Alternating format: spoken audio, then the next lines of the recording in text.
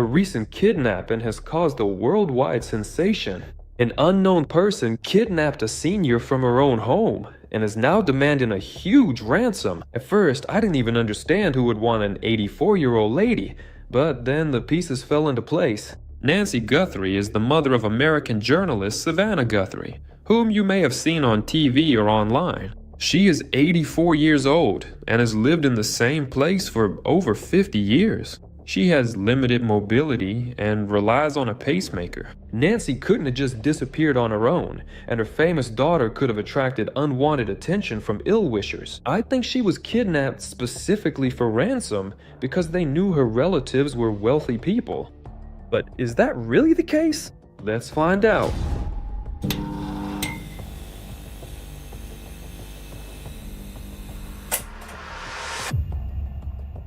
On February 1st, 2026, Nancy Guthrie, née Long, the 84-year-old mother of NBC News journalist and Today co-host Savannah Guthrie, was reported missing from her home in Catalina Foothills, Arizona, a suburb of Tucson. Evidence found in the home indicated that Nancy had been taken against her will, and Pima County Sheriff Chris Nanos stated that he believed this was an abduction.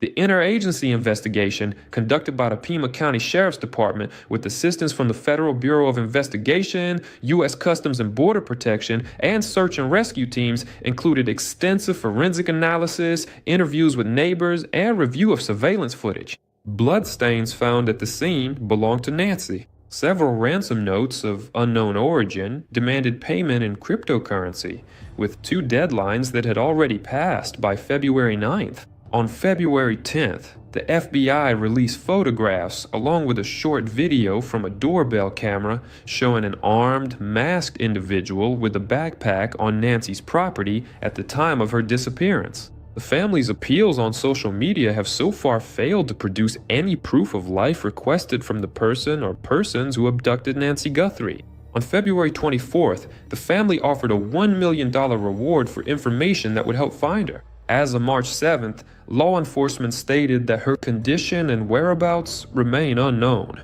The case has attracted international attention, and Savannah Guthrie has suspended her broadcasting duties, including coverage of the 2026 Winter Olympics, to participate in the ongoing search. A real kidnapping that has left no one indifferent.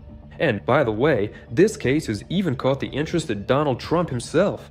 But I'll tell you more about that a bit later. But I think you, like me, are wondering why anyone would want an 84-year-old lady. Why would anyone even want to kidnap her? I think the motive here is absolutely obvious. Money. That's exactly why she was kidnapped.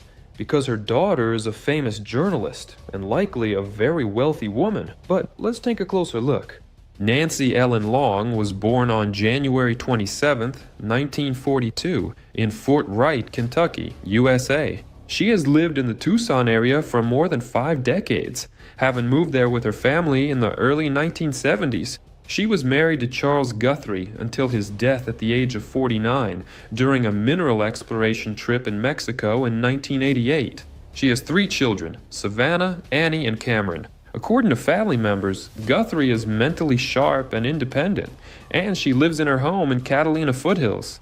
At 84 years old, she has limited mobility and needs to take daily medication for a chronic condition. She is active in her community and regularly attends church. The last time Guthrie was seen was at her home in Catalina Foothills near Tucson on the evening of Saturday, January 31st, 2026. She was brought there by her son-in-law, Tommaso Creoni, at around 9:50 p.m. Creoni, who is married to Guthrie's daughter Annie, is the last person who saw her. Guthrie didn't show up for the scheduled live stream of the church service the next morning, which caused concern. A member of her church contacted the family to let them know she hadn't appeared as expected. Relatives went to her house around 11 a.m. to check on her. They searched the house and the surrounding area, but found no signs that she was gone. Around noon, the family called 911 and reported Guthrie missing to the Pima County Sheriff's Department. Deputies who arrived at the residence noted that Guthrie's personal belongings, including her phone and other essentials, were still in the house.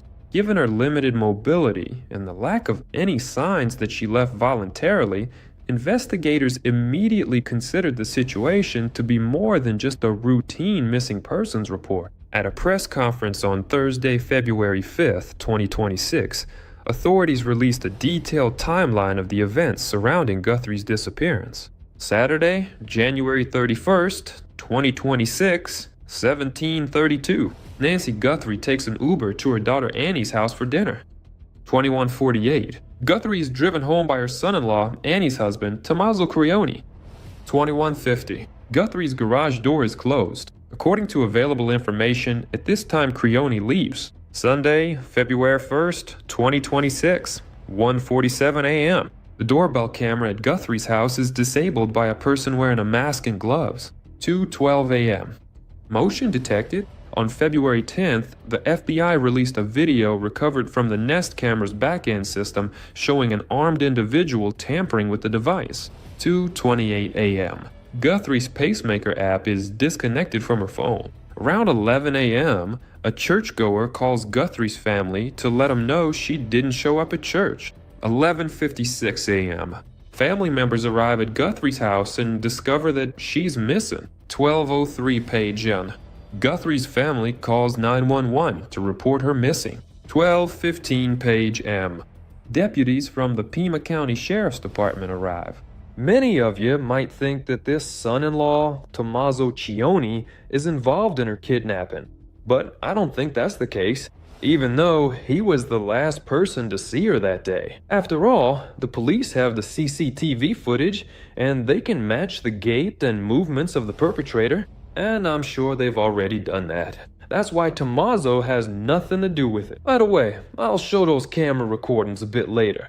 After Guthrie disappeared, local, state, and federal authorities launched a large-scale search. The Pima County Sheriff's Department deployed search and rescue teams, including police dogs, drones, and aircraft, with assistance from U.S. Customs and Border Protection. Despite these efforts, no trace of Guthrie was found, and on February 2nd, authorities announced that the case had shifted from a search operation to a criminal investigation. Sheriff Chris Nanos stated that evidence found in Guthrie's home indicates that a crime was committed there, which is why investigators are treating the house as a crime scene and bringing in homicide detectives to assist with the investigation. He said he does not believe that Guthrie left the house voluntarily. He said the following: "At this point, investigators believe she was abducted from her home against her will, possibly in the middle of the night. She couldn't have walked 50 yards on her own. Due to the suspicious nature of the case, the Federal Bureau of Investigation has joined the investigation to provide additional resources." Authorities described Guthrie as a vulnerable adult due to her age, limited mobility, and need for daily medication, while noting that she had no known cognitive impairments. Investigators reviewed surveillance footage, digital evidence, and camera systems in the surrounding area, and also interviewed residents in nearby homes and adjacent neighborhoods. As of the evening of February 7th, 2026, no suspects had been named or arrests made, and Guthrie's whereabouts remained unknown. The investigation's ongoing, and authorities continue to follow up on leads and request information from the public. Investigators confirmed that bloodstains were found at or near the entrance to the victim's home, and forensic analysis later determined that the DNA in the blood belonged to Guthrie. Video footage taken by the media at the scene showed traces of blood near the front door. Officials declined to comment on the severity of the injuries or the amount of blood. Law enforcement officials also reported that personal belongings were left at the scene, and the doorbell security camera had been removed, which were factors that contributed to the assessment that Guthrie was abducted from her home against her will. Officials stated that the residence was searched and that forensic analysis is ongoing. Yes, it's absolutely obvious that it was indeed a kidnapping. Of course, if her family had noticed any cognitive disorders in Nancy, then they might have assumed she left home voluntarily. But a person in a mask and bloodstains near the house, all of this is alarming. After examining the house, investigators stated that the conditions inside were very disturbing and did not match a voluntary disappearance. Based on the evidence found, the Pima County Sheriff's Office treated the house as a crime scene and brought in homicide investigators along with the sheriff's deputies who were conducting the search. Authorities stated that they do not believe Guthrie left the house of her own free will. Later, law enforcement officials said that search operations were occasionally paused to allow staff to rest while the investigation continued. Officials reported that, based on the information available, there were no signs of a threat to the public. Savannah Guthrie stepped away from her duties at NBC, which included co-hosting the opening ceremony of the 2026 Winter Olympics, to help search for her mother. In her statement, she thanked law enforcement and the public for their support and urged anyone with information about her mother's whereabouts to contact the authorities. As of March 5, 2026, Nancy Guthrie had not been found, and the investigation was ongoing. Several media outlets reported receiving ransom notes related to Guthrie's disappearance, and efforts were made to determine whether they had been sent by those holding Guthrie. Authorities neither confirmed nor denied the authenticity of the notes. On February 2nd, Cold TV, a CBC affiliate in Tucson, reported that it had received a ransom letter demanding Guthrie's release.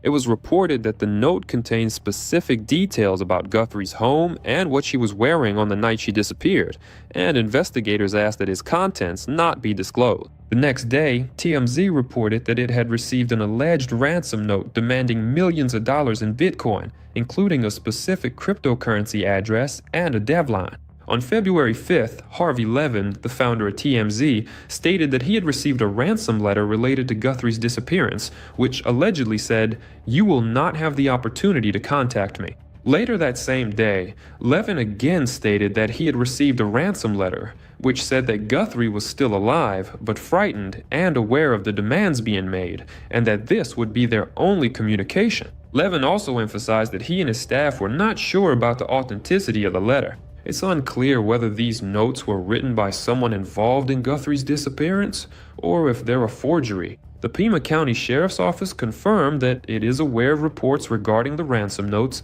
and stated that all information and materials are being turned over to detectives working with the FBI. Also, on February 5th, a man was arrested in California on federal charges of impersonating the kidnapper and demanding ransom from the Guthrie family. Authorities stated that this scheme is unrelated to the other ransom demands that have received widespread attention. In a video published on February 7th, Savannah Guthrie stated, "We will pay." The next day, it was reported that the ransom amount was $6 million, with the deadline for payment set for February 9th at 5 p.m. Naturally, when something like this happens, a lot of wise guys show up and start demanding a ransom, even though they don't have anyone hostage. And of course, such people are also held criminally liable, and for good reason. Savannah Guthrie made a public statement about her mother's disappearance in a video message posted on social media on February 4th, 2026. She appeared together with her siblings, Annie and Cameron Guthrie. In her statement, Savannah said that the family is aware of the reports regarding the ransom letter and addressed the person responsible for their mother's disappearance, stating that the family is ready to negotiate. She added that, given how easy it is to manipulate voices and images, the family needs confirmation that Nancy is alive and being held captive, stating, "We want to hear from you, and we are ready to listen. Please contact us." On February 7th, Savannah Guthrie and her siblings released a video that appeared to address the person or group potentially connected to their mother's disappearance. In her message, Savannah said, "We received your message and we understand you. We beg you to return our mother so we can celebrate this moment together with her. Only then will we find peace. This means so much to us, and we will pay." It is possible that Nancy Guthrie is alive and being held for ransom. However, there has been no official confirmation of a disappearance, as the investigation conducted by the Pima County Sheriff and the FBI is still ongoing. On February 24th, Savannah Guthrie posted a video announcing that her family is offering a $1 million reward for information that will help find Nancy. The family understands that she may already be dead, but they still haven't lost hope. Around the same time, they donated $500,000 to the National Center for Missing and Exploited Children to support other families who find themselves in similar situations. On February 10th, FBI Director Kash Patel posted 4 black and white images on X showing an armed suspect wearing a mask, gloves, and a backpack near the Guthrie home. The Pima County Sheriff's Department released a similar statement. Investigators reported that the suspect tried to damage the video doorbell by tapping on it lightly, and when that didn't work, covered the lens with leaves from a potted plant.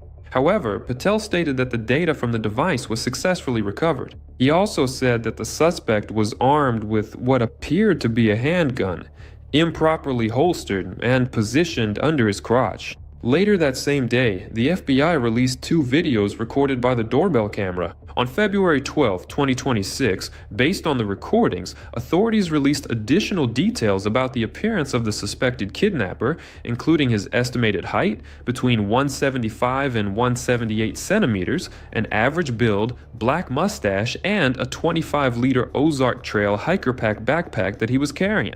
On February 18, 2026, Google announced that it was attempting to retrieve additional video footage from various home cameras. On the evening of February 10th, one suspect was detained for questioning after a car was stopped in Rio Rico, Arizona, about 60 miles south of Tucson. Shortly after that, the Pima County Sheriff's Department and the FBI executed a search warrant on a property and a vehicle in the same area. By February 11th, the searches were completed and the individual was released without any charges being filed. Sheriff Nano stated that it was determined this person had no connection to the disappearance. On February 13th, the Pima County Sheriff launched an operation at a house located 2 miles from the Guthrie residence. 2 people were escorted out of the house, and the roads in the area around the home were closed to the public for about 4 hours. One of the people taken from the house was brought in for questioning and released the next day. Around the same time, law enforcement officers searched a gray Range Rover in the parking lot of a nearby Culver's restaurant.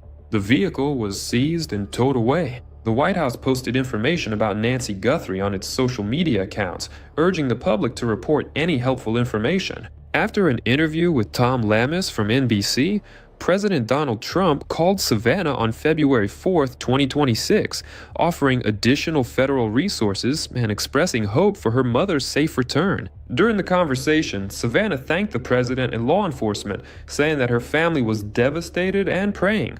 And at the moment, that's all the information I've been able to find. The real perpetrator hasn't been caught. But I think very soon everything will change, and we'll find out who kidnapped Nancy. But I'll say it again, I'm almost certain that it was specifically a financial motive. And in fact, Nancy's doing fine right now. The criminals are just waiting for their money. And just imagine, even the President of America himself called Savannah. I think this case will be solved very soon. And that's all for today, dear friends. Subscribe to the channel. There will be many interesting videos coming very soon. See you later.